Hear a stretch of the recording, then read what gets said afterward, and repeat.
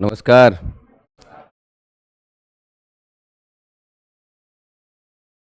આજનો આપણો મુદ્દો છે ડિજિટલ ઇકોનોમી. પણ ડિજિટલ ઇકોનોમીની શરૂઆત કરતાં પહેલાં આપણે તમામે મનોમંથન કરવાની જરૂર છે કે ભારત આની તરફ ક્યારે આગળ વધ્યો. તમે બધા જાણો છો કે 14-15ના ગાળા સુધી કોઈ પણ વ્યક્તિ ડિજિટલ ટ્રાન્ઝેક્શન કરતાં ખચકાતો હતો, પ્રતિકૂળ અવસ્થાને અનુભવતો હતો. પણ આપણે જાણીએ કે જેમ જેમ સમયનો બદલાવ આવતો જાય તેમ ટાઈમ સાથે આપણે મળતું રહેવું જોઈએ. ભારત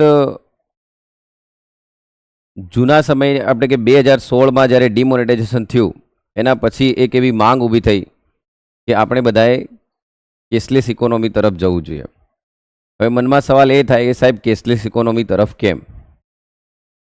તો તમને આગલા લેક્ચરોની અંદર તમે ભણેલા છો કે જો વ્યક્તિ કેશલેસ ટ્રાન્ઝેક્શન કરશે તો બેંકની ચેનલ થ્રુ જ્યારે નાણાંનો પ્રવાહ, જે સર્ક્યુલેશન ઓફ મની એ બેંકો થ્રુ ટ્રાન્ઝેક્શન થશે તો મની મલ્ટીપ્લાયર ના લીધે મની સપ્લાય પણ માર્કેટમાં વધે. ઇવન કે એક શાક સર્જનનું નિર્માણ થાય. કરપ્શન છે, ટેક્સ ઇવેઝન છે, આતંકી વિત્તપોષણ છે, ટેરર ફાઇનાન્સ છે, આ તમામ બાબતોનું આપણે ટાર્ગેટ કરી શકીએ જો તમે બેંક થ્રુ ચાલતા હો તો. ડિજિટલ ઇકોનોમી તરફ વળવા માટે આપણે આપણો જે જૂનો સમય હતો એ સમયની અંદર આપણે દેખવા જઈએ તો આપણે બધા જાણીએ છીએ કે એક સમય એવો હતો કે જો હું એમેઝોન પેની એપ ડાઉનલોડ કરું તો હું સ્કેનરથી એમેઝોન પેને જ મારા પૈસા ટ્રાન્સફર કરી શકતો હતો. એનો મતલબ જ્યારે હું આપું છું સામેવાળાને પૈસા ટ્રાન્સફર કરું ત્યારે એની જોડે પણ એમેઝોન પે હોવું જોઈએ. ગૂગલ પે હશે તો ગૂગલ પે, પેટીએમ હશે તો પેટીએમ, મોબીક્વિક હશે તો મોબીક્વિક, હું એને જ પૈસા ટ્રાન્સફર કરી શકતો હતો. હવે આ એક મોટી ડિસ્ક્રિપન્સી હતી, એક મોટી વિસંગતતા હતી. અને આ વિસંગતતા એવી હતી કે જેના લીધે 2-3 તકલીફો થતી હતી. એક તો મર્ચન્ટ ડિસ્કાઉન્ટ રેટનો ઇસ્યુ હતો, બરાબર. પૈસા ટ્રાન્ઝેક્શન તો થઈ જતા હતા પણ કોઈક વાર બફરિંગ થતું હતું. ઘણીવાર બેન્કો પણ પોતાના ટ્રાન્ઝેક્શનો સેટલમેન્ટ કરવા માટે 7-7 કે 14-14 દિવસ લાગતા હતા. આ બધી વિસંગતતાઓ હતી એટલે લોકો ડિજિટલ તરફ જવા માટે થોડા ખચકાતા હતા. તો દેખો, એવું કહેવાય છે કે જરૂરિયાત એ શોધખોળની જનની છે. એવું નથી કે ભારત જ આની તરફ આગળ વધ્યો, પણ ડિમોનેટાઇઝેશન પછી 2016 પછી આનો એક ફ્લો એટલો બધો આગળ વધ્યો કે આજે આપણે નિયો બેંક તરફ આગળ જઈ રહ્યા છે. નિયો બેંક બહુ અલગ વસ્તુ છે, હું ફરી એના વિશે સમજાવીશ. પણ મારે આજે તમને એ સમજાવવું છે કે ભારતે આખા વિશ્વની અંદર એક પ્રચંડ ફેલાવો કર્યો હોય અને મલ્ટીનેશનલ કંપનીઓ જે છે, ગૂગલ છે, ફેસબુક છે, એમેઝોન છે, આ મલ્ટીનેશનલ કંપનીઓને કદાચ પડકાર ફેંક્યો હોય એવી કોઈ બાબત બની હોય આપણા દેશની અંદર તો એ છે આપણી એક ટેકનોલોજી. જે ટેકનોલોજીનું નામ છે યુપીઆઈ, યુનિફાઈડ પેમેન્ટ ઇન્ટરફેસ. હું યુનિફાઈડ પેમેન્ટ ઇન્ટરફેસને સમજાવવા જાઉં એની પહેલાં મનમાં સવાલ એમ થવો જોઈએ સાહેબ કે આ યુપીઆઈ જે ટેકનોલોજી છે ડિજિટલ ટ્રાન્ઝેક્શન માટે, એક પ્લેટફોર્મ છે, એ પ્લેટફોર્મની શરૂઆત કઈ રીતે થઈ? તો આપણા દેશની અમુક પબ્લિક અને પ્રાઇવેટ બેન્કો ભેગી થઈ અને એ પબ્લિક અને પ્રાઇવેટ બેન્કોએ નક્કી કર્યું કે આપણે એક એવી કંપની, એક એવી સંસ્થાનું નિર્માણ કરીએ કે જે નોન પ્રોફિટેબલ કંપની હોય. નોટ ફોર પ્રોફિટ એનો મતલબ પ્રોફિટ માટે કામ નહીં કરતી હોય, પણ એક એવું ઇનોવેશન, એક એવું નાવીન્યકરણ કામ કરતી હોય કે જેનાથી આપણે ડિજિટલ ટ્રાન્ઝેક્શનને સરળ બનાવી શકીએ તાકી ભારત કેશલેસ ઇકોનોમી તરફ જાય. એ માટે આજે એક સંસ્થા બનાવી, એ સંસ્થાનું નામ છે NPCI, national payment corporation of India. તો એનપીસીઆઈએ એક એવી ટેકનોલોજી ડેવલપ કરી જે ટેકનોલોજીનું નામ છે, હું અહીંયા ટેકનોલોજીમાં પડતો નથી પણ હું તમને એમ કહું છું કે એક ટેકનોલોજી બનાવી, જે ટેકનોલોજીનું નામ છે યુપીઆઈ. સાહેબ યુપીઆઈ કરશે શું? તો તમે બધા જાણો છો કે જ્યારે આપણે કોઈ વ્યક્તિને પૈસા ટ્રાન્સફર કરવા હોય તો આરબીઆઈ ચલાવે છે નેફ્ટ અને આરટીજીએસ, બરાબર? તો એનાથી આપણે ટ્રાન્ઝેક્શન કરીએ જ છે, બેંકોમાં થતા જ ટ્રાન્ઝેક્શન. આપણે નામ બોલીએ છીએ નેફ્ટ અને આરટીજીએસ, અને આ એનપીસીઆઈએ ડેવલપ કર્યું આઈએમપીએસ, બરાબર? તો જે આ બધી પેમેન્ટ સિસ્ટમો ડેવલપ થાય છે, એ પેમેન્ટ સિસ્ટમો જે ડેવલપ થાય છે એ પેમેન્ટ સિસ્ટમનો બેઝ શું, એવી કઈ ટેકનોલોજી છે કે આ પેમેન્ટ સિસ્ટમો મને દેખાય છે? તો એનો બેઝ છે આ ટેકનોલોજી યુપીઆઈ, જે એનપીસીઆઈએ ડેવલપ કરી, યુનિફાઈડ પેમેન્ટ ઇન્ટરફેસ. હવે એક એવો બેઝ બની ગયો કે બેઝ પર એક એવા અલ્ગોરિધમ તૈયાર કરવામાં આવે કે જેનાથી નવી નવી એપો ડેવલપ થાય. તો તમે જાણો જ છો કે યુપીઆઈ બેઝ પર નવી નવી કઈ એપો એવી છે, તો તમે દેખ લો. જો યુપીઆઈ ટેકનોલોજી જોડે ટાઈઅપ કરી લે તો આજે ગૂગલ પે છે કે નહીં, એમેઝોન પે પણ છે, પેટીએમ પણ છે, બરાબર, એક્સિસ પે પણ છે. તો આ અલગ અલગ હતી, જેમાં ઇન્ટરઓપરેબિલિટીનો પ્રોબ્લેમ હતો, એક સમસ્યાઓ હતી, વિસંગતતા હતી. એ યુપીઆઈ જોડે જો ટાઈઅપ કરી લે તો આપણે સીધા ટ્રાન્સફર કરી શકીએ છીએ પૈસા. હવે તમે કોઈ બી જગ્યાએ જાઓ છો તો ત્યાં તમને ભારત ક્યુઆર કોડ દેખાય, એ યુપીઆઈ જોડે લિંક છે, ડાયરેક્ટ તમે પૈસા ટ્રાન્સફર કરી શકો છો કોઈ બી જોડે, કોઈ બી બેંક છે, બરાબર, કોઈ બી બેંકમાં તમારું ખાતું હોય તમે ટ્રાન્સફર કરી શકો છો. તો યુપીઆઈ જે છે એ શું છે, તો તમારે એટલું યાદ રાખવાનું છે, એક ટેકનોલોજી છે ડિજિટલ ટ્રાન્ઝેક્શન માટેની, એક પ્લેટફોર્મ છે કે જેના પર તમે નવી નવી એપ ડેવલપ કરી શકો છો, અને એની જોડે ટાઈઅપ કરો તો તમે યુપીઆઈ બેઝ ટ્રાન્ઝેક્શન કરી શકો છો. તમે બધા કરતા જશો અને જાણો જ છો, પણ આ મારે સમજાવવું પડ્યું. એનપીસીઆઈ જે છે એક સંસ્થા છે, એ શું કામ કરે છે તો યાદ રાખજો કે એ આવા ઇનોવેશન કરતી જશે, અને એને ઘણા ઇનોવેશન કર્યા છે એનપીસીઆઈએ. તમે કરંટ અફેર્સમાં વાંચશો એટલે તમને દેખાશે. આરએફઆઈડી કોને ડેવલપ કરી બેટા? એનપીસીઆઈ.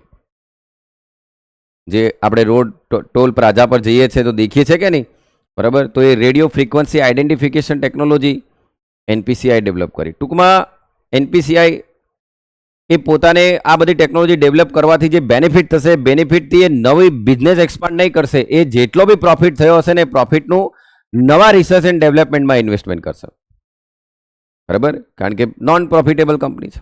એટલે એ પોતાની શાખા ડેવલપ કરવા માટે નહીં વાપરશે, પણ એ નવા નવા આવા ઇનોવેશન કર્યા કરશે, જેનાથી દેશ ડિજિટલ ટ્રાન્ઝેક્શન તરફ આગળ વધે. હવે તમે યુપીઆઈને સમજ્યા, બરાબર, તો આજે તમે દેખ લો, ભારત નેપાળ જોડે ટાઈઅપ કરે છે, ભારત બાંગ્લાદેશ જોડે ટાઈઅપ કરે, ભારત માલદીવ જોડે ટાઈઅપ કરે છે, ઇવન ભારત આજે યુરોપ જોડે પણ ટાઈઅપ કરે છે. એટલે કે આપણો વ્યક્તિ કે આપણો સિટીઝન જ્યારે વિદેશ જશે તો યુપીઆઈ બેઝથી ત્યાં ટ્રાન્ઝેક્શન કરી શકે છે. એ લોકો વિદેશીઓ પણ અહીંયા ટ્રાન્ઝેક્શન કરી શકે છે. આના કેટલા બેનિફિટ છે તો દેખો, આના જોડે કોઈ મલ્ટીનેશનલ કંપની જો ટાઈઅપ કરે તો મલ્ટીનેશનલ કંપનીને જ પ્રોફિટ થવાનો છે. ટેકનોલોજી આપણી છે, મલ્ટીનેશનલ ટેકનોલોજીને જે કંપની છે એને બેનિફિટ થવાનો. પણ આપણે આપણી એવી એક એપ ડેવલપ કરી છે કે જેમાં તમે તમામ જગ્યાએ ટ્રાન્ઝેક્શન કરી શકો, એ છે ભીમ. શું છે બેટા? ભીમ, બરાબર. તો દેખ લો, Bhim, all bank accounts can be એક્સેસેડ using single UPI app Bhim. શબ્દ વાંચો, શું કીધું છે? UPI app. કોણ છે? ભીમ. તો જો તમે દેશને ચાહતા હોય બેટા ને રાષ્ટ્રવાદના ભણગા ફૂંકતા હોય તો આપણે કોનો યુઝ કરવો જોઈએ બેટા? હા, ભારત. બોલો, ફૂલ ફોર્મ શું છે? Bharat interface money. તો દેખ લો, તો આ ભીમ એપ જે છે એ એપ ગૂગલ પે જેવી જ છે, પેટીએમ જેવી જ છે, બરાબર, એમેઝોન પે જેવી જ છે. એમને બી કોની જોડે ટાઈઅપ કરી બેટા? યુપીઆઈ જોડે, બરાબર. પણ તમને મોટે ભાગે એડ સાની દેખાશે ટીવીઓમાં? હા, ઠીક છે, બરાબર. પે ઓર રિક્વેસ્ટ મની ઇન્સ્ટન્ટલી, બરાબર. હવે આને એમ નહીં કહેતા 24x7 એમ. આ સાતો દિવસ 24 કલાક, અને ઘણા વાંચે 24x7 એટલે સાહેબ કેટલા થાય, બરાબર. આ 7 દિવસ 24 કલાક આ પ્રોસેસ ચાલુ છે. Complaints can be raised through the mobile app directly. Fund transfer or bill payment is completely free cost. Payment can be made directly through virtual payment address. આ મેં તમને ભણાવવા પાછળનું એક જ રીઝન છે. તમારી એક્ઝામમાં સવાલ આવશે તો યુપીઆઈનું ફૂલ ફોર્મ શું, ભીમનું ફૂલ ફોર્મ શું, પણ આપણે સમજવાનું છે બેટા કે મલ્ટીનેશનલ કંપનીઓ ભારત જોડે ટાઈઅપ કરી અને એ ભારતમાં ટ્રાન્ઝેક્શન કરાવી અને એનો સર્વિસ ટેક્સ છે બરાબર એ કમાય છે, બરાબર પ્રોફિટ મેળવે છે, ડિવિડન્ડ મેળવે છે એની કંપનીઓ, અને ભારતની કંપનીઓનું આપણે કોઈ માર્કેટિંગ નથી. એ દુઃખની વાત છે, પણ મેં આ તમને કીધું. યુપીઆઈ સમજ્યા આપણે.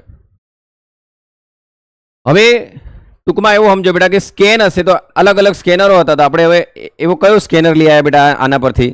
ભારત કોડ. બરાબર, હવે તો રેક્ટેંગલ કોડ પણ આવી ગયા છે, એ ભારત કોડ આવી ગયા છે. ઓકે, તો યુપીઆઈને તમે સમજ્યા. હવે સાંભળજો બેટા, એનાથી થોડે આગળ જઈએ આપણે. દેખો 2016 પછી શરૂઆત તો થઈ જ ગઈ છે, એનાથી થોડા આગળ જઈએ આપણે. સાહેબ આજ 2016-17 વર્ષ હતું અને એના અંદર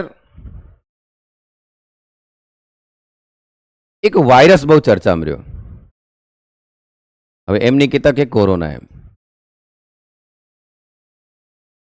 રેન્સમવેર અટેક. તમારા કોમ્પ્યુટર પર કે લેપટોપ પર રેન્સમવેર અટેક થાય, સાયબર ફ્રોડ છે. આ સાયબર અટેક કહેવાય. માલવેર છે, રેન્સમવેર છે. આ જો અટેક થાય ને તો વ્યક્તિ ફિરોતી માંગી શકે તમારી જોડે. હવે સાંભળજો, જ્યારે મીડિયાની અંદર આ બહુ ચર્ચાઓ થવા માંડી કે રેન્સમવેર એટલે શું, એમ તો એને ફિરોતી માંગી. હવે એને અટેક કર્યો ને માન લો કે મારું લેપટોપ છે હમણાં લોક કરી દે અને મને એમ કે ભાઈ હું પાસવર્ડ આપું તો તારું લેપટોપ ખુલશે, નહીં તો તારું લેપટોપ ખુલશે નહીં. હવે મને એવું કે એટલે મારે તો શું છે, મારે તો 50,000નું છે, એમાં હોય હું બાકી 1-2 4 પર 10-15 વિડીયો હે બરાબર. પણ કોઈ મોટો બિઝનેસમેન હોય અને એના લેપટોપ કે એના કોમ્પ્યુટરને જ્યારે હેક કરી લે બેટા અને ફિરોતી માંગે, અને પૈસા જ્યારે માંગ્યા તો શામાં માંગ્યા ખબર બેટા? બિટકોઇન. એને પૈસા શામાં માંગ્યા બેટા? બિટકોઇન. બબલ ફૂટ્યો, બધા ચર્ચામાં આવ્યા. બિટકોઇન શું છે? હા, બિટકોઇન કંઈ આજનું નથી બેટા. જ્યારે 2007-8ની અંદર અમેરિકાની અંદર સબપ્રાઇમ ક્રાઇસિસ આવ્યા હતા, ત્યારે અમુક અશાસનવાદી લોકો હતા, એના એમ કીધું, એના મનમાં એમ થયું કે આ બેંકોને આપણે કમિશન આલવાનું, આપણે ટ્રાન્ઝેક્શન કરવાના, બેંકોને કમિશન આલવાનું, હું ખુદ આપણી કરન્સી કેમ ડેવલપ નહીં કરીએ? આમ કરીને આ લોકોએ ડેવલપ કર્યું બિટકોઇન. હવે આપણે એમાં નથી પડવું બેટા, આપણે એમાં શીખવાનું શું છે એ દેખીએ બેટા. તો બિટકોઇન ચર્ચામાં ચાલ્યું, જબરજસ્ત ચર્ચામાં ચાલ્યું. દરરોજ ન્યૂઝની અંદર એમાં આરબીઆઈ બેન કરે છે બરાબર. OECD નામના દેશો ભેગા થયા, એમને બી કીધું છે કે બિટકોઇન વાપરવાનું નહીં. આવું બધું ચાલ્યા કરતું હતું, પણ મહત્વની વસ્તુ શું હતી એના પર કોઈનું ધ્યાન નહોતું. અને એમાં એક મહત્વની વસ્તુ હતી બિટકોઇન નહીં, પણ બિટકોઇનની અંદર વપરાતી ટેકનોલોજી બ્લોકચેન ટેકનોલોજી. બિટકોઇનની અંદર વપરાતી બ્લોકચેન ટેકનોલોજી. એટલે આપણા માટે બિટકોઇન ભણવાનો મહત્વનો નથી, આપણા માટે ભણવાનું મહત્વનું શું છે? Blockchain technology. ફરી કહું છું બેટા, સમજો યુપીઆઈ એ શું છે બેટા? ટેકનોલોજી. સમજો, એવી રીતે બ્લોકચેન એ બી શું છે? ટેકનોલોજી. હવે સાહેબ આ બ્લોકચેન છે શું એવું? હવે સમજો, આના બધા મોટે ભાગે મીડિયાની અંદર ચર્ચા કરતા હોય કે ઘણા સાંભળ્યા તો ઘણા એવું કહે છે, પણ મેં ઓથેન્ટિક સોર્સને વાંચીને તમને કહું છું. ઘણા એમ કહે કે આની શોધ સંતોષી નાકામોટોએ કરી. સાંભળજો, એને જે કોમ્પ્યુટર સાયન્સનો એક લેખ હતો, એ લેખની અંદર કઈ રીતે અલ્ગોરિધમ બરાબર કે અલ્ગોરિધમથી તમે બિટકોઇનનું સર્જન કરી શકો છો અને એમાં બ્લોકચેન ટેકનોલોજી વાપરજો, એને આખી પ્રોસેસ લખી બરાબર. અને એક અનનોન પર્સન નીચે લખ્યું સંતોષી નાકામોટો. ભાઈ આજ સુધી મળ્યો નથી બરાબર. નીચે લખ્યું સંતોષી નાકામોટો, ભાઈ આજ સુધી મળ્યો નથી. હવે આપણના મનમાં સવાલ થાય, સાહેબ આ સંતોષી નાકામોટો કોણ હે? સાંભળજો બેટા, એને શું કીધું? બિટકોઇનની અંદર બ્લોકચેન ટેકનોલોજી બરાબર એ બ્લોકચેન ટેકનોલોજીથી કઈ રીતે ડેટાનું અલ્ગોરિધમ કરવાનું અને એક કોઈન જનરેટ કરવાનો, અને એસે ડિજિટલ તમને દેખવા મળશે, ફિઝિકલ દેખવા મળશે નહીં, એ તમને કોઈ સાઇટ પર જ દેખવા મળશે. હવે આ ભાઈ આ સંશોધન કરીને ભાઈ લેખ લખીને જતો રહ્યો. હવે જાપાનમાં લેખ મળ્યો એટલે બધા એવું સમજ્યા કે આ માણસ ક્યાંનો હતો? જાપાન. ખોળ્યા જ કરે છે, ખોળ્યા જ કરે, આ સુધી ભાઈ મળ્યો નથી. બધાના જાપાનના આધાર કાર્ડ ખોલ નાખ્યા, બરાબર, કે આ નવો નંગ કોણ છે કે જેને આ ટેકનોલોજી ખોલ નાખી. પણ બેટા અમુક જે સાયન્ટિસ્ટો છે કે જે આનામાં કામ કરી રહ્યા છે એમનું એવું કેવું છે કે આ સંતોષી નાકામોટો એમ કે છે ને, બરાબર,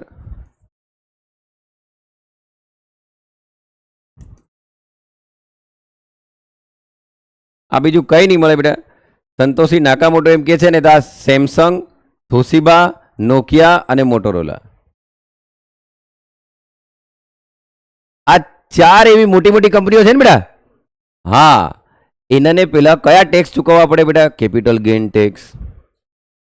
આ બધા ટેક્સોમાંથી બચવું છે એટલે ખુદની પોતાની કરન્સી આ રીતે ડેવલપ કરવાનું આનાએ એક કોમ્પ્યુટરની અંદર એક અલ્ગોરિધમ સેટ કર્યો એમ. અને આના માટે કંઈ નાના સુના કોમ્પ્યુટર નહીં જોઈએ, બહુ હાઈ લેવલના કોમ્પ્યુટર જોઈએ જ્યારે એનું ડેટા માઇનિંગ કરવાનું હોય ત્યારે, એ અલ્ગોરિધમ સેટ કરવાનો હોય ત્યારે. હવે તમે જ વિચારો બેટા, એક સંતોષી નાકામોટા નામનો એક સામાન્ય માણસ કંઈ આવી રીતે આટલા મોટા કોમ્પ્યુટરનો સેટઅપ કરીને ડેટા માઇનિંગ તો કરી શકવાનો નહોતો. આવું અલ્ગોરિધમ સેટ કરી અને અલ્ગોરિધમને કોઈ એન્ક્રિપ્ટ નહીં કરી શકે એવું તો એ કરી નહોતો શકવાનો. કારણ કે તમે જ વિચારો બેટા, જ્યાં ઇન્વેસ્ટમેન્ટ છે ત્યાં જ આવું થાય કે નહીં એમ કહું, બરાબર. એટલે આ હવે ચર્ચા ઊભી થઈ છે કે આ બધા કોઈ નથી, આ જ લોકો હતા, બરાબર. પણ જો આવું કહેશું તો સરકારની રડારોમાં આવી જશું, એટલે એમને પછી કંઈ નહીં કીધું. પણ સાહેબ સમજવાની વાત છે બ્લોકચેન ટેકનોલોજી.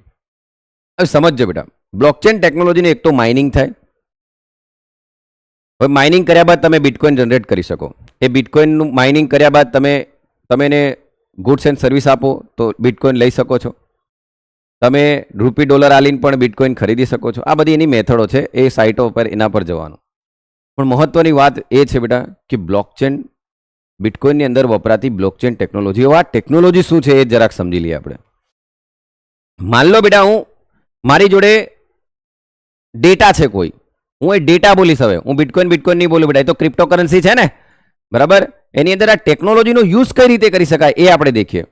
માન લો મારો કોઈ ડેટા છે, હવે એ ડેટા મેં બીને આપ્યો છે, એ ડેટા મેં બીને આપ્યો છે, બી એ ડેટા સીને આપ્યો છે, ડીને આપ્યો છે. આ આખું એક સર્કલ બને, નેટવર્ક. શું કહેવાય? નેટવર્ક. તમે માન લો ક્લાસમાં બેઠા છો, આપણું એક આખું નેટવર્ક છે કે નહીં. માન લો મેં અમીને ટ્રાન્સફર કર્યો ડેટા, હવે અમી આગળ બધાને આપણને ટ્રાન્સફર કરશે. એ ઘડી આપણે બધા લાઈવ છે, બધા દેખી રહ્યા છે. આખા એક બ્લોક પર બ્લોક બનતા જશે. શું બનતા જશે બેટા? બ્લોક પર બ્લોક બનતા જશે. આનું નામ બ્લોક કેમ પડ્યું? કારણ કે આની જેટલી કેપેસિટી છે ને બેટા ડેટા ગ્રહણ કરવાની, એટલું ગ્રહણ કર્યા બાદ નવો બ્લોક જનરેટ કરી દેશે. પણ મજાની વાત છે બેટા, એની અંદર માન લો કે આ હેર્સ છે.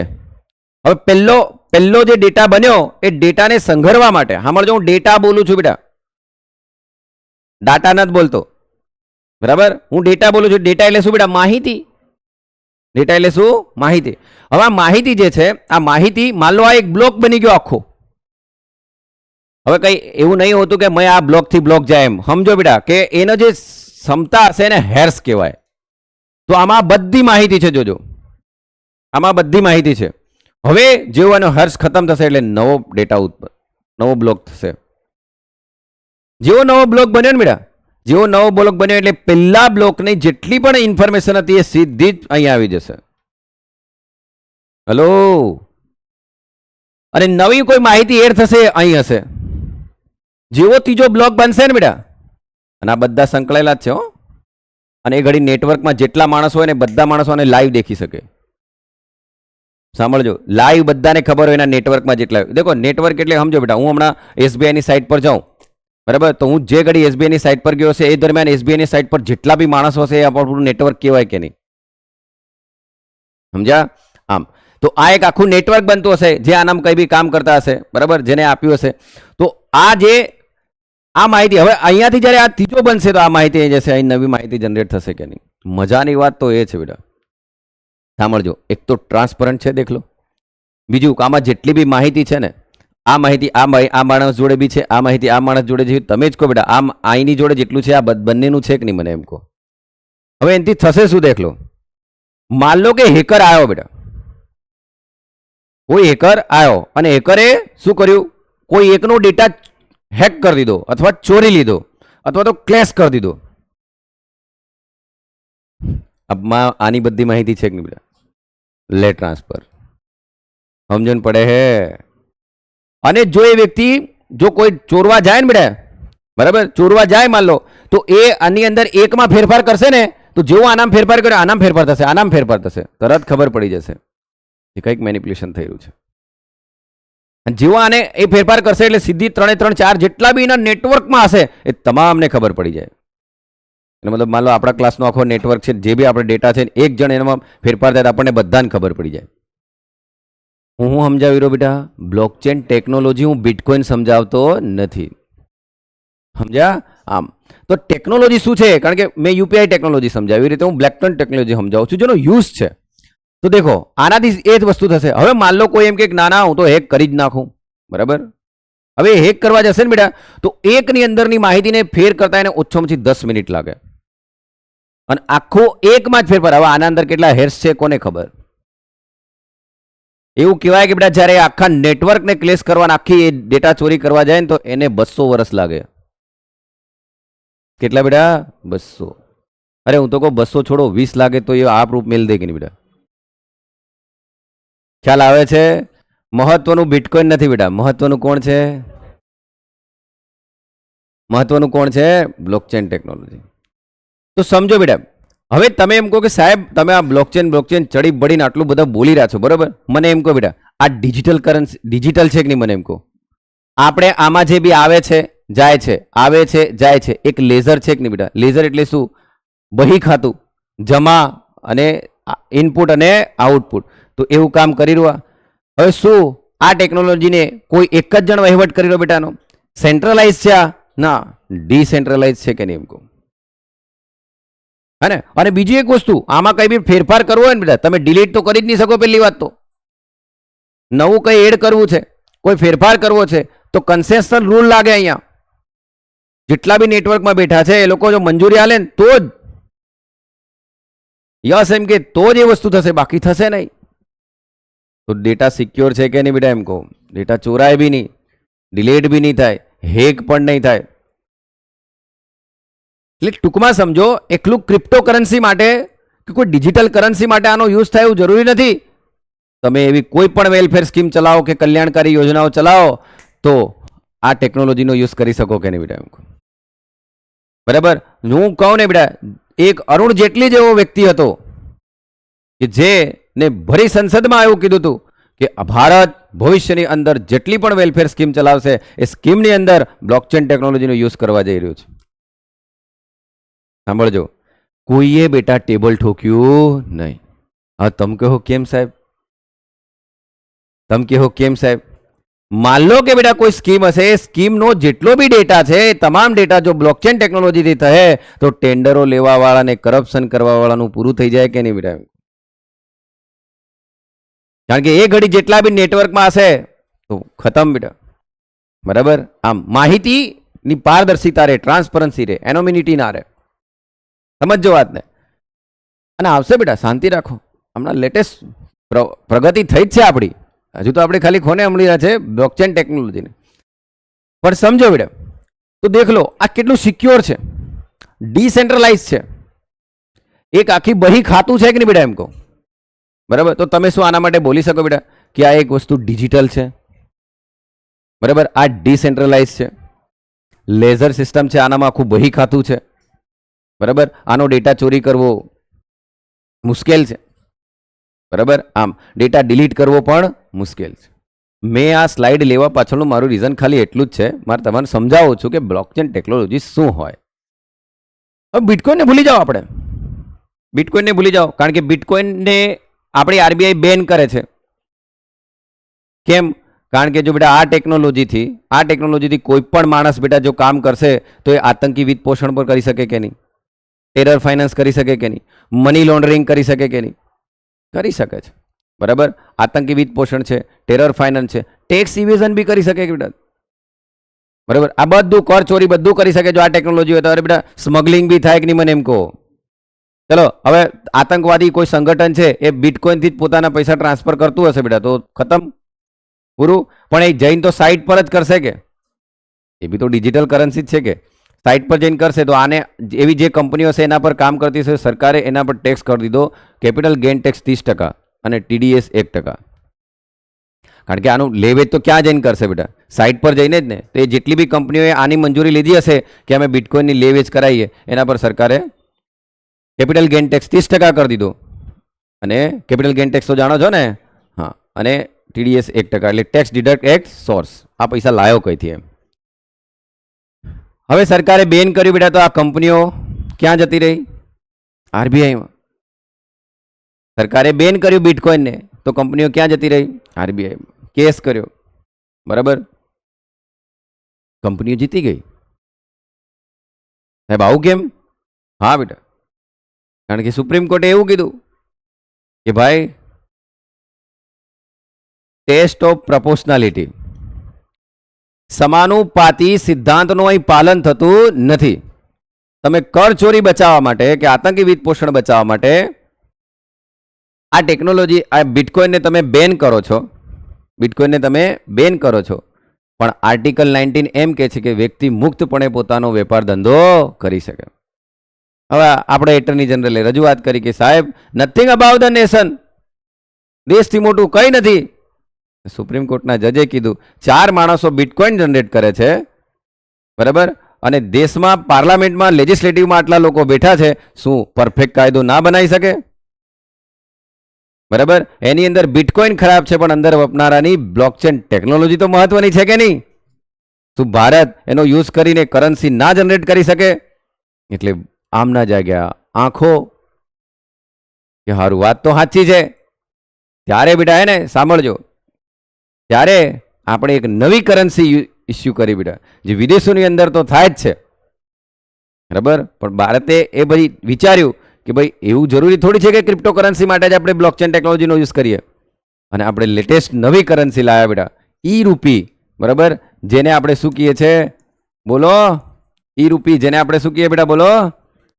CBDC, central bank digital currency. મજાની વાત છે. દેખો બેટા, હું માનું ત્યાં સુધી બ્લોકચેનમાં તમને ખ્યાલ આવ્યો હશે બેટા, જેટલો બી આવ્યો હોય, બરાબર, સમજવાનો પ્રયત્ન કરજો. આ આખી એક ડિસેન્ટ્રલાઇઝ પ્રોસેસ હોય બેટા ડેટાબેઝની, બરાબર. એકમાંથી તમે ડેટા હેક કરો તો પણ એ અસર કરી શકે નહીં.